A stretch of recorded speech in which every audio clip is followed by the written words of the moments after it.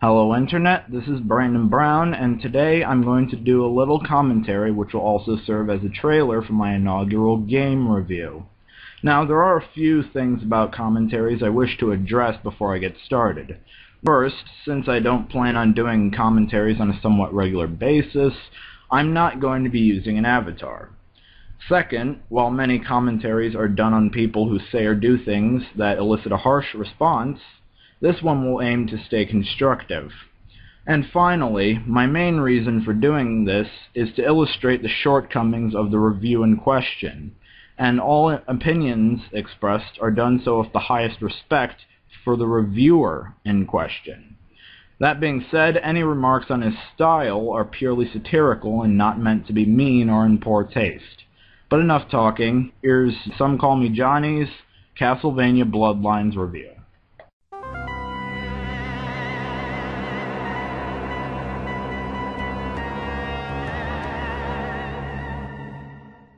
Well guys, this is it, the end of month of Castlevania. Now for quite a while, the series was only something you can find on Nintendo consoles, but back in 1994, the Sega Genesis finally got its piece of the frustration. So does this month end on a high note? Let's find out. This is my review of Castlevania Bloodlines.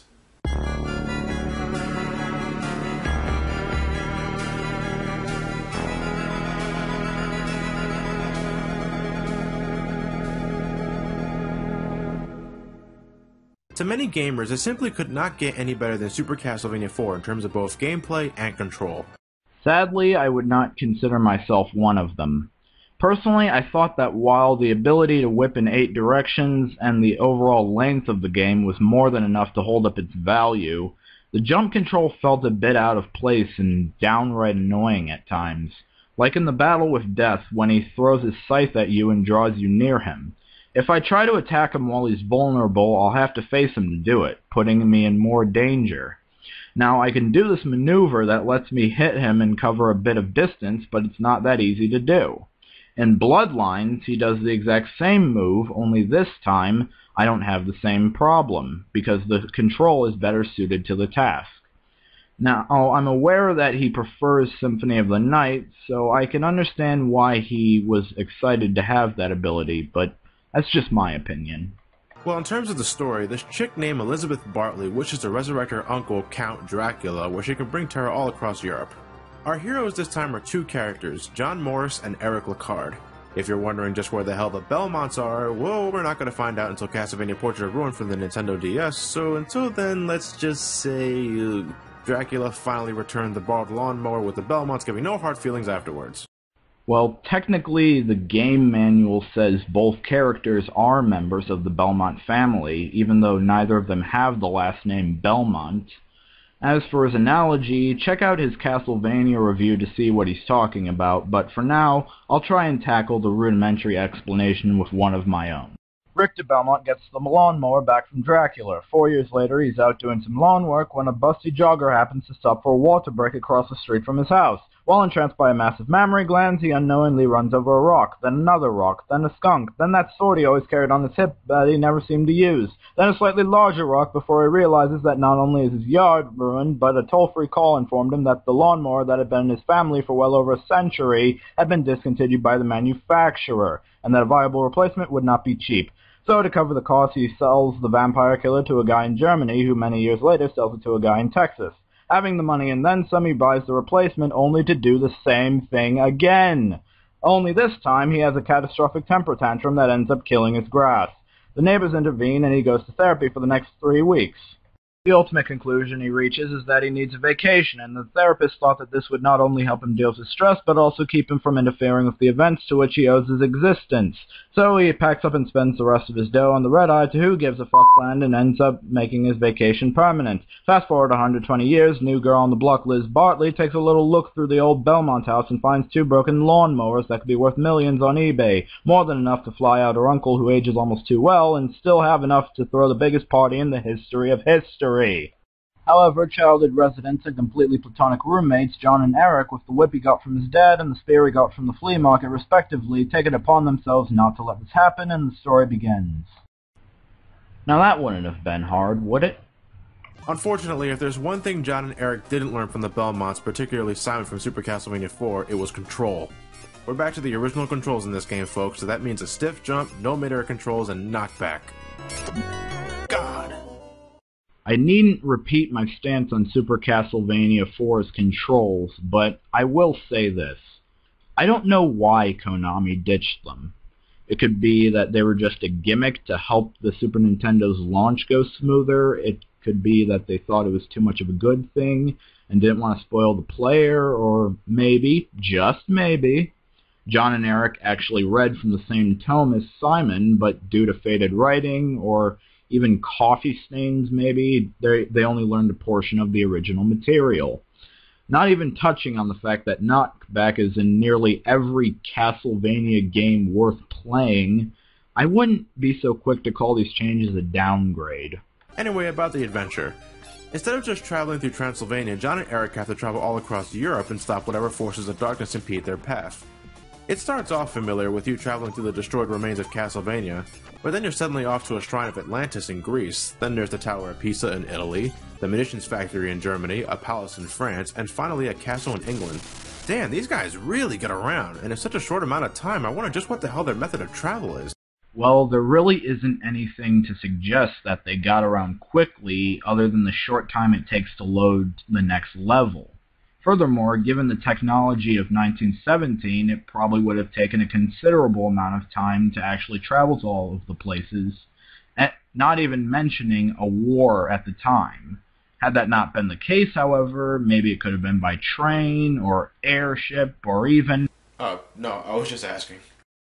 Ah, what's the use? Go on.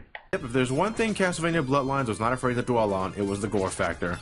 Zombie guts splatter on the floor, harpies lose their heads upon death, and we have this rotting hellhound.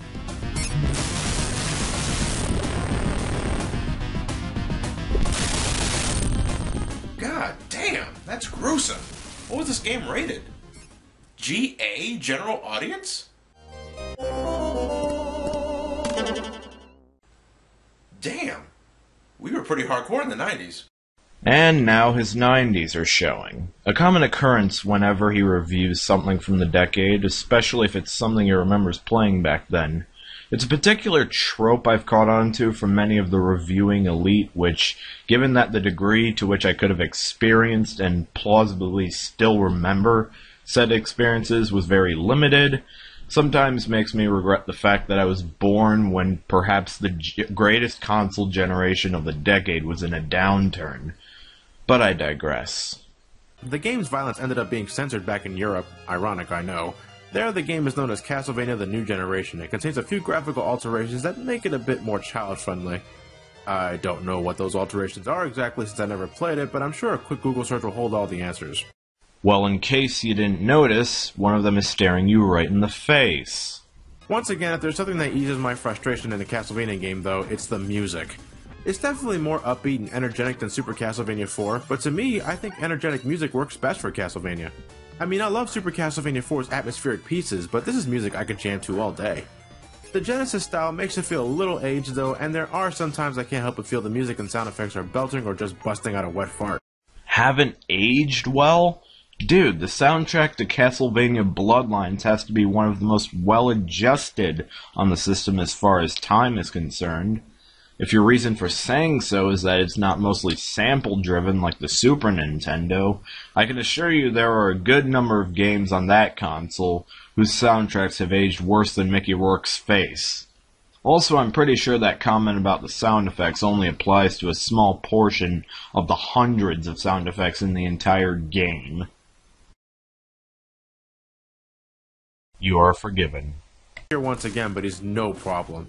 Due in part to the reason I gave in my earlier example. Even easier than a Super Castlevania 4 incarnation.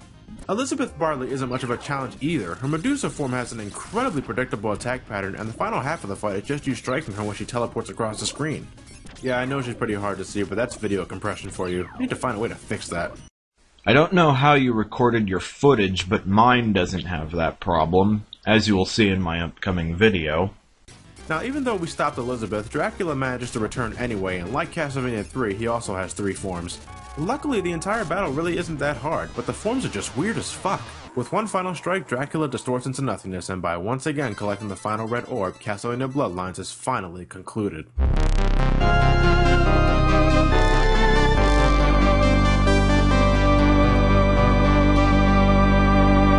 The resurrection of Dracula has been averted. Thank you, I wouldn't have figured that out. Oh wait, that's it? Huh, I thought it'd be more than that. Well, that was an easy paycheck.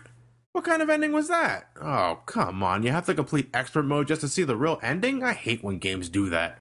You mean when a game makes an effort to increase its replay value and challenge you to become better at it? And rewards such achievement with a more satisfying conclusion?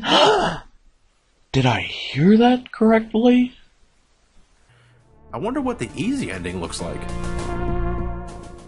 Damn, we don't even see the castle crumble completely? What assholes. Did you really expect there to be a better ending for beating the game on a lower difficulty? I mean, come on. What if you had a parent growing up who said they would buy you something nice if you got an A in some class, but decided they were also going to get you the same thing if you got a C?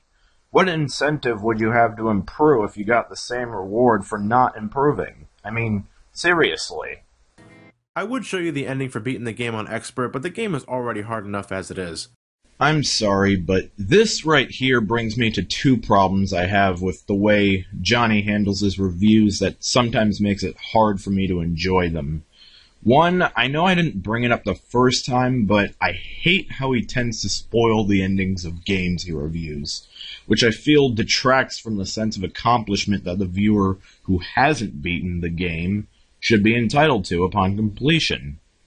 The very least he could do is give a comprehensive warning that he's going to reveal the end just before he does it. Last but not least, he seems to take the easy way out on a lot of things, even though he doesn't cheat. Now, I'm sure he has his reasons. It could be his work schedule, his personal or even financial situation that forces him to do this. But when he does this, his reviews sometimes come off incomplete.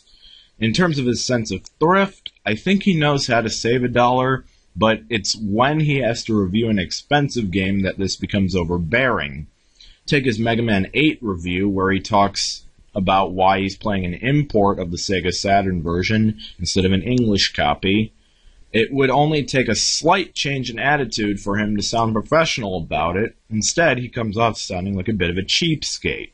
In this review, I don't get that much of a sense of it, but knowing how much a copy of Bloodlines runs for, and when he was mentioning the whole Castlevania Mega Collection thing, I can imagine it killed him a little inside. Anyway, that's pretty much where the review ends, and despite all the flack I've just given Johnny, I still recommend you see his reviews yourself. That being said, my review of Castlevania Bloodlines will be up shortly, and not only will I cover all the bases that he did, I'll cover the ones I presented in this video that he didn't. I'll even make sure that you'll be able to see the expert ending for both characters, but only if you want to.